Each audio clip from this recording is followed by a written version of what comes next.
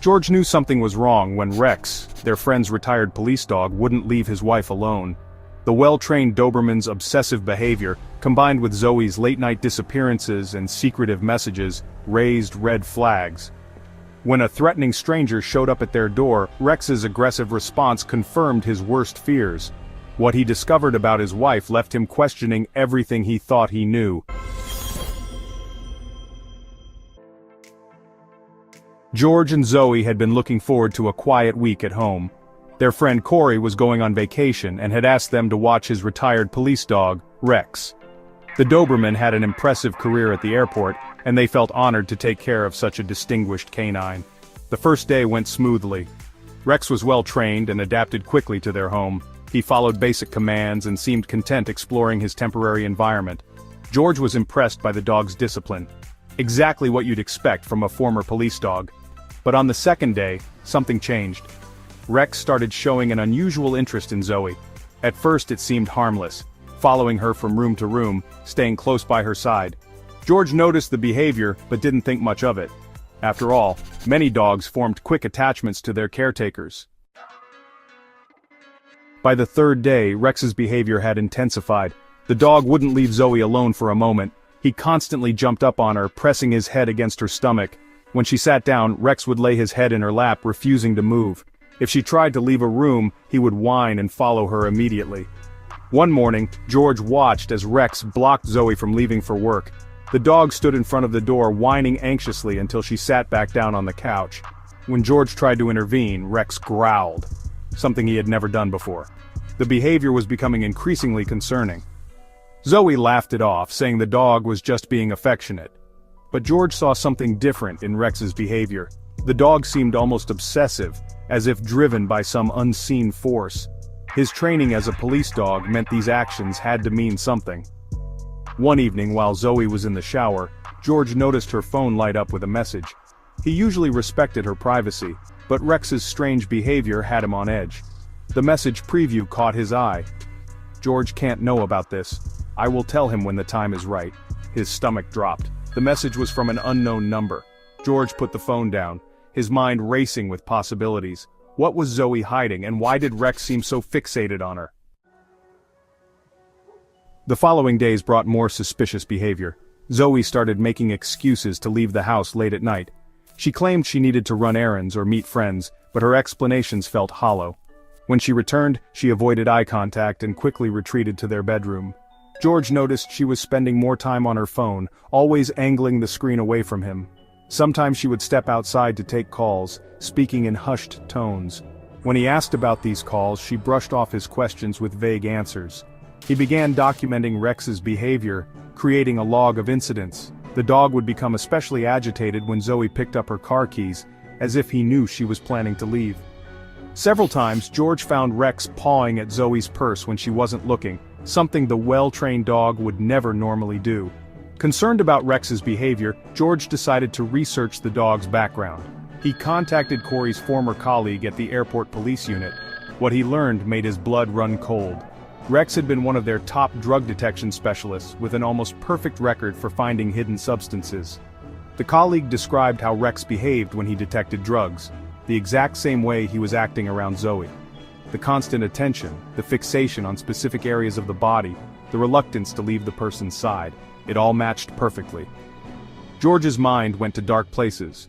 Could Zoe be involved with drugs? The secretive messages, the late-night outings, the mysterious phone calls, it all started making a terrible kind of sense. One night, unable to handle the uncertainty, George followed Zoe when she left the house. She drove to a gas station on the outskirts of town, one known for its questionable reputation. He watched from a distance as she met briefly with someone in the shadows before quickly returning to her car. The next day, George noticed Zoe had started taking different routes to work, varying her routine in a way that seemed deliberate. She would check her rearview mirror frequently, as if watching for someone following her. When he asked about it, she claimed she was trying to avoid traffic, but her nervous demeanor told a different story. Desperate for answers, George tried calling Corey to ask about Rex's behavior patterns. But before reaching his friend, he received a call from an unknown number. A gruff voice warned him to stop asking questions about the dog. "If you know what's good for you, you'll leave it alone," the voice threatened before hanging up. That same afternoon, George found a note in their mailbox. "Stop digging," it read simply. He crumpled the paper in his fist, torn between fear and determination to uncover the truth about what was happening to his wife. The situation reached a breaking point when a man dressed in black appeared at their door late one night. George had just gotten home from work, and Rex was with him in the living room. The stranger demanded to see Zoe, claiming he had business with her. Rex's reaction was immediate and fierce. The normally controlled dog began barking aggressively, positioning himself between the stranger and the door. His hackles were raised, and his stance was purely defensive, the training of a police dog kicking in at the sign of danger. The man quickly left, but his appearance confirmed George's worst fears. Something dangerous was happening, and Zoe was in the middle of it. Rex's behavior, the threatening call, the suspicious meetings, it all pointed to criminal activity. Unable to handle the mounting evidence, George made the hardest decision of his life. He called the police. With a heavy heart, he explained everything. Rex's behavior, Zoe's secretive actions, the threatening stranger, and his suspicions about drug involvement. When the police arrived, Zoe was shocked and hurt. She couldn't believe George had called them. Tears streamed down her face as she asked how he could think she was involved in something illegal. The police officers searched the house but found nothing suspicious. They looked increasingly uncomfortable as Zoe's distress grew. Rex, meanwhile, remained glued to her side, still exhibiting the same behavior that had started this whole ordeal. Finally, Zoe broke down and revealed the truth. She reached into her purse and pulled out a small white stick, a pregnancy test. Positive. Through her tears, she explained that she had read an article about dogs detecting pregnancy. When Rex started behaving strangely around her, she wondered if that might be the reason. The mysterious text was to her sister, who had experienced multiple miscarriages, a tragic pattern in their family.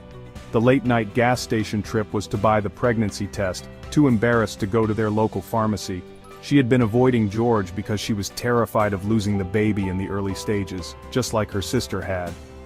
The man in black turned out to be one of Zoe's colleagues, who had come to check on her after a particularly emotional phone call. Rex's aggressive reaction was simply protecting a pregnant woman, an instinct deeply ingrained in many dogs.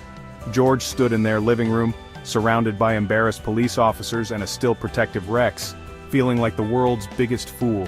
His suspicions had nearly destroyed the most beautiful moment of their lives. Rex hadn't been detecting drugs.